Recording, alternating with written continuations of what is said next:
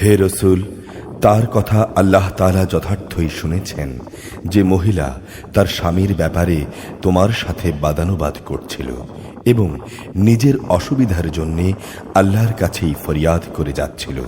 আসলে আল্লাহ তাআলা তোমাদের উভয়ের কথাবার্তাই শুনছেন। নিঃসন্দেহে আল্লাহ তাআলা সবকিছু শোনেন এবং সবকিছু দেখেন। الذين يظاهرون منكم من نسائهم ما هن أمهاتهم إن أمهاتهم إلا اللائي ولدنهم وإنهم ليقولون منكرا من القول وزورا وإن الله لعفو غفور।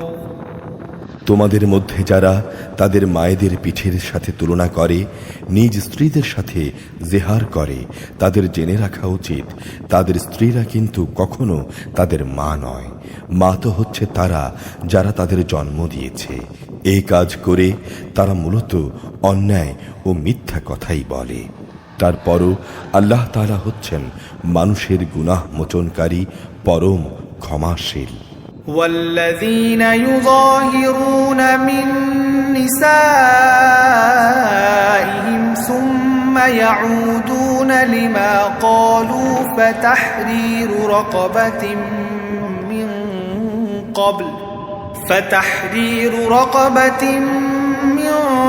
قبل أن يتماسا ذلكم توعظون به والله بما تعملون خبير।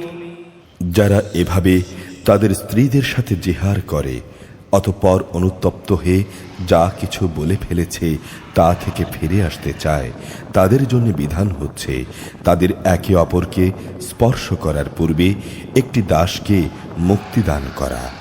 এই বিধানের মাধ্যমে আল্লাহ তাআলা তোমাদের করণীয় কি তা বলে দিচ্ছেন, কেননা তোমরা যা করো আল্লাহ তাআলা সেই সম্পর্কে ভালোভাবেই অবগত রয়েছেন।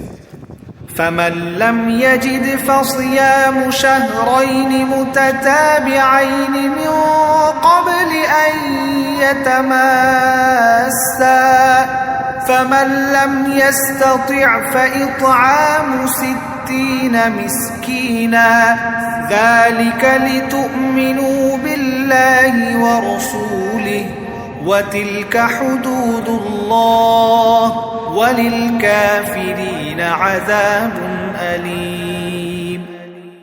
যে ব্যক্তি মুক্তিদানের জন্য কোনো দাস পাবে না, তার বিধান হচ্ছে তাদের একে অপরকে স্পর্শ করার আগে একাধারে 2 মাসের রোজা পালন করা। কোনো কারণে যে ব্যক্তি রোজা রাখার সামর্থ্য রাখবে না, তার জন্যে 60 জন মিসকিনকে পেট ভরে খাওয়ানো। এ বিধান এজন্যই দেয়া হয়েছে যেন তোমরা আল্লাহ তাআলা ও তাঁর রসূলের উপর ঈমান আনো। এ হচ্ছে আল্লাহর নির্ধারিত সীমারেখা। যারা এ সীমা অস্বীকার করে তাদের